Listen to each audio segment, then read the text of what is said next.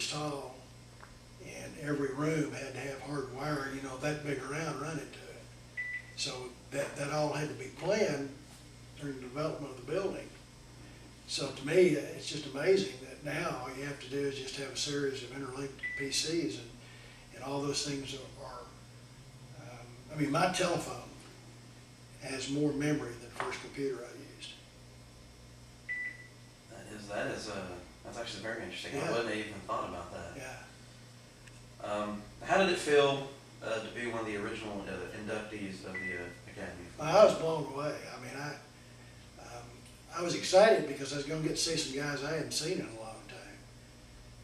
Most of us that were in the first class that was brought in were, I mean, I knew a large portion of them because a lot of them worked for IBM in Little Rock, which just was where I got most of my contact with the computing field in the early days.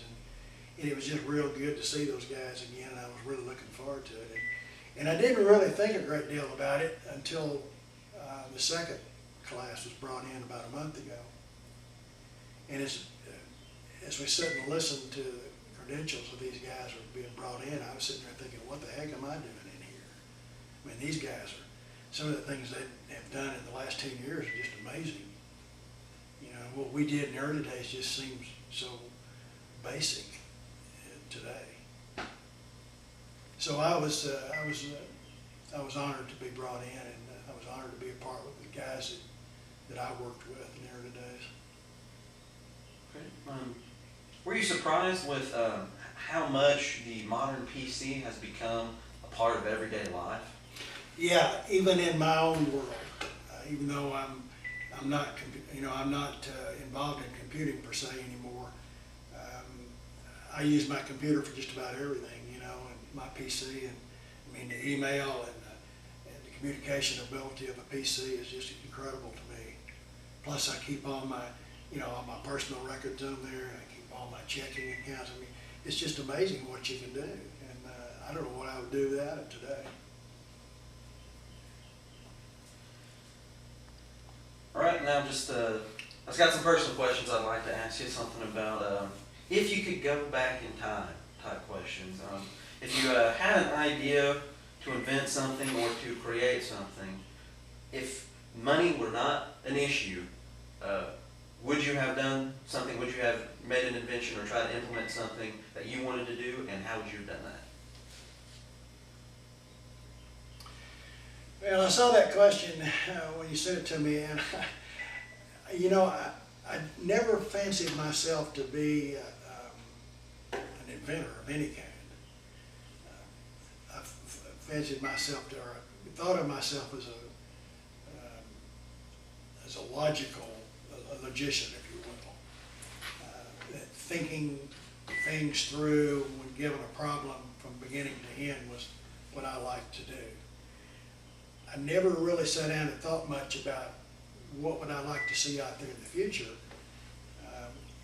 But like in the early days of development of that hospital information system, you had to have some kind of forward thinking in order to know even what to ask for, you know.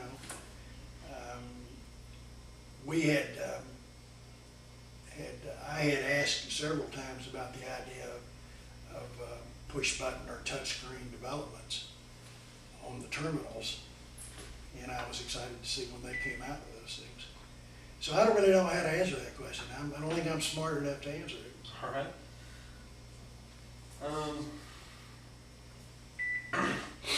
One technology that is progressing today, which one would you like to see more of in the future?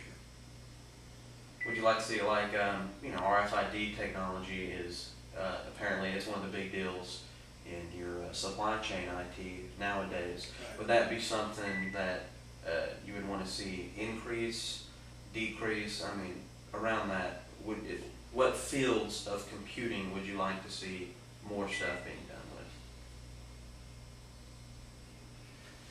with? Well, you're probably not going to like to answer that question, but